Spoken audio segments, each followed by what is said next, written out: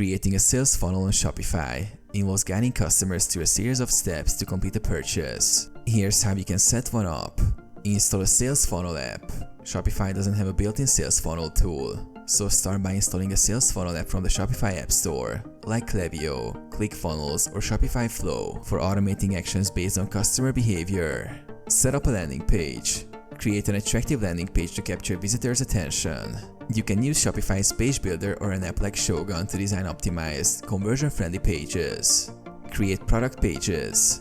Ensure your product pages are clear and engaging, with detailed descriptions, high-quality images, and prominent calls to action like add to cart or buy now. And upsells and cross-sells. Use apps like Bold Upsell to suggest additional products after a customer adds an item to their cart or during checkout. Automate email marketing.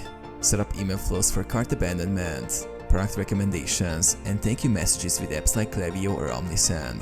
Optimize and test. Continuously monitor and test your funnel for improvements, using tools like Google Analytics or Shopify reports to track performance.